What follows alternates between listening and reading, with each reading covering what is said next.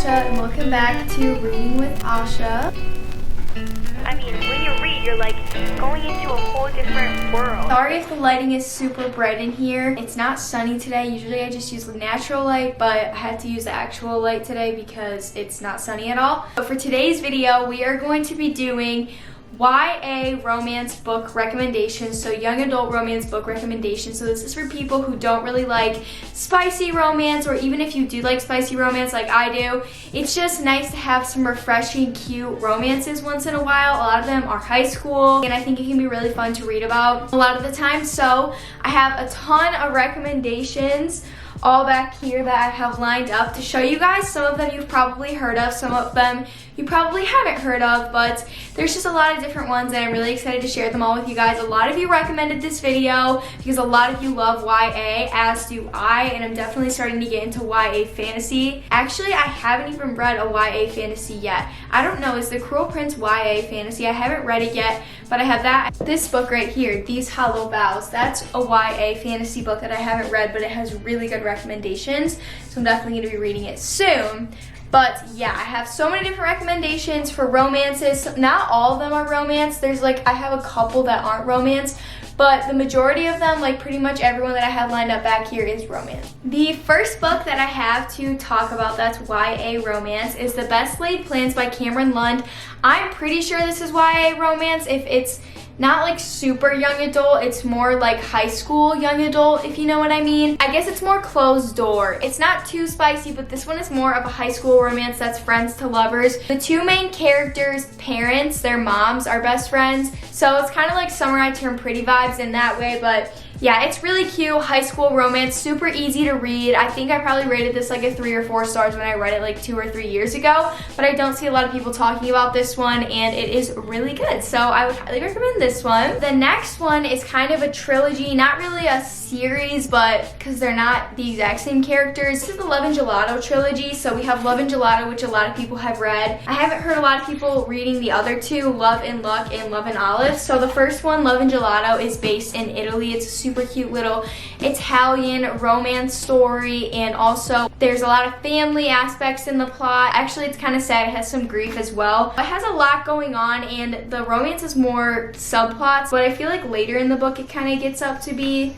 you know, more romancy. It's super cute and easy to read though, and the movie just came out on Netflix. And then we have Love and Luck, which is like the second one, which is the main character in this book's best friend. It's in Ireland because it's Love and Luck. You can see the little 4-leaf clover right here. But yeah, this one is super cute too. It's not my favorite. It's probably my least favorite out of the 3, but it's still cute and fun to read if you did like Love and Gelato. Next, we have Love and Olives, which I have this in the hardcover. This one is super cute and it's based in Greece. So if you like that type of travel romance trope in YA, these are the perfect books for you. And this author, Jenna Evans Welch, has a new book coming out in, I believe, September, that is called Spells for Lost Things, which maybe has something to do with Halloween or something witchy. Spells, like, I don't know. I'm gonna read it though, it'll be cute. Oh my gosh, this lighting is just making me look so pale. Anyways, I have another one that not a lot of people have talked about, at least I haven't heard a lot of people talk about. This is called If I'm Being Honest, and this is kind of like a coming of age romance story. If I remember correctly, I read this junior year of high school, which was 3 years ago, which is crazy. But this mean main character who's like super popular and all this stuff, and she kind of starts liking this more,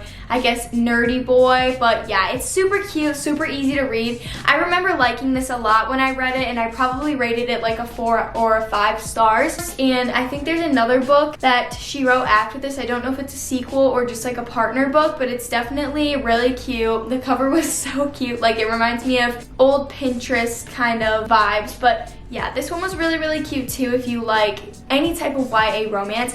And as you can tell, I'm not really going into the exact synopsis of all the books because I personally don't like to know if it's a trope. Like, you guys are going to know that these are all young adult romances. If that's something that you like, you probably like pretty much all of these books, but this one is a high school romance as well. The next one I have is Anna and the French Kiss, which is like a boarding school. I think it's a boarding school kind of romance. This girl goes to France. That's why it's called Anna and the French Kiss.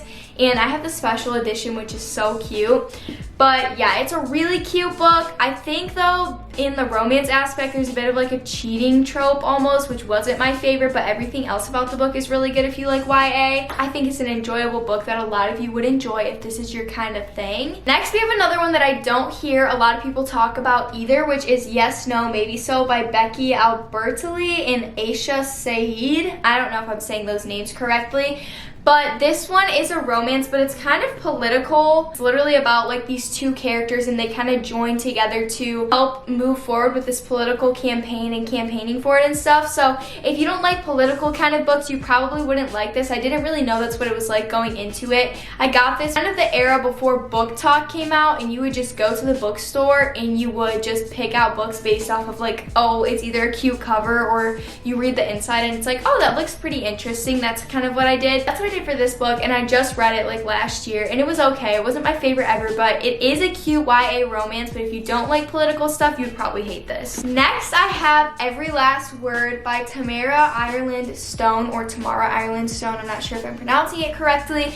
But I absolutely love this book. I think I give it a 5 stars. It is a high school romance, but it's about this girl and she has OCD. It has a crazy plot twist in it besides like the romance. She used to be like a super popular mean girl. She's also navigating relationships with friends who are so popular and they're just rude and they don't understand her OCD and she's too afraid to tell them about it. But I think that this did a really good job of kind of explaining OCD to people who don't understand it in a young adult version, and the romance aspect was really cute too, and the plot twist is so good. So I would highly recommend this one. I only have a few more paperbacks left because I also have some that I read on my Kindle that I'll talk about. But the next one that I have, I don't know if this is considered YA. I should probably just look it up.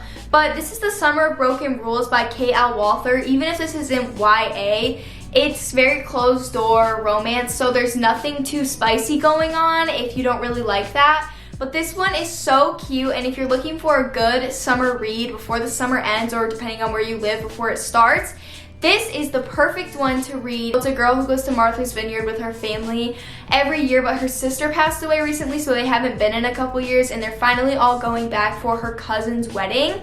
And she kind of meets her cousin's husband, or her cousin's soon-to-be husband, stepbrother, I think. So yeah, that's kind of what the romance is, but it's so cute and fun and just like so easy to read. I highly recommend this one. Next is another one that I really love that is more of a high school romance, but this is Tell Me 3 Things by Julie Buxbaum. Don't know if I'm saying that correctly either. This girl moves to a new school that's super preppy and different from her old school, so she's trying to navigate it, as well as a lot of other things that you will find out about when you read the book. She meets somebody in a very unexpected way, and you kind of are trying to figure out who it is the entire time. Definitely recommend this one too. Super cute and a little bit, not really a mystery. Well, I guess it is kind of a mystery, like you're trying to figure out who it is. It's not like you're solving a murder case or something though. The next one is also a really good one if you've read Love and Gelato and the other Love and Gelato books, or In on the French Kiss, and you want something more similar to that. This is Kisses and Croissants. I really love this one, and it's also about ballet. So if you like to dance, or you danced before and you want a cutesy little YA romance, that is what this one talks about a lot. This main character, Mia, she goes to Paris for this ballet school that she's super focused on, and it's kind of like an invite only, really prestigious ballet school, but she meets someone in France, the city of love. Is that the city of love? I don't even know. It's really cute. It'll definitely make you want to go to Paris, and I really enjoyed this one. The last physical books that I have to recommend for you is actually a series, which is the Selection series. This is one of my favorite YA series because it's so cute. The romance is so cute as well. I know some people don't like this because it's definitely immature, but it's just such a fun read. A lot of people compare it to The Bachelor, Bachelorette, whatever. It's obviously YA though, so there's nothing like spicy really going on in it, maybe kissing, and that's the most. It's definitely really cute. If you like princesses, if you like Bridgerton, anything like that, you will probably love this series. The first 3 books are definitely better than the last 2, but yeah, I think that the series was so cute, and it's supposed to be made into a show or a movie, I can't remember, on Netflix, but it's literally been in the making for like 2 years, because ever since I read this, I've been trying to keep up with that, like when's it coming out, because I loved it so much, but it hasn't came out at all whatsoever. So anyways, this one's really cute. But now on to the ones that I read on my Kindle. One that I read on my Kindle that is very, very popular, and I got this recommendation idea off of Haley Fan because she recommended it. It's called Better Than the Movies, which is such a cute one. I think I rated it probably like a 4 out of 5 stars.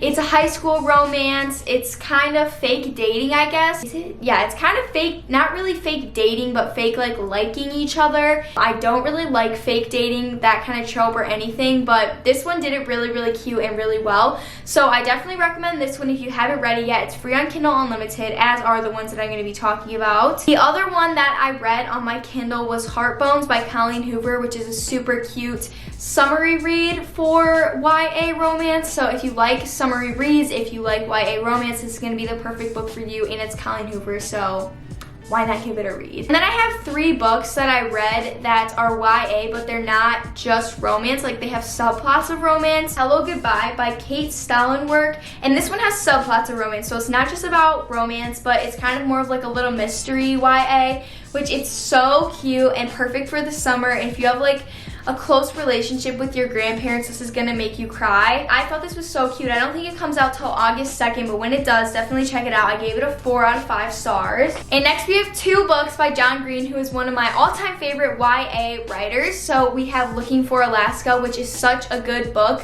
in so many ways, with some subplots of romance, but it's not everything. And then Turtles All the Way Down, which is also a really, really good book, which I don't hear too much about. Turtles All the Way Down, I hear a lot about this one, but Turtles All the Way Down, I haven't heard too much about, but it's so cute, such a good book. I read these both, again, right when I started reading. They're both very good, and I highly recommend them. Those are all the YA romance recommendations that I have for you. I hope you guys enjoy them so much. I can't believe that the next video I'm going to be posting is a July reading wrap-up. This month absolutely flew by, and summer is flying by so quickly. I'm getting ready to film a back-to-school video after this. I love you guys so much. I hope you enjoyed this video, and I will see you in my next one. Bye, guys.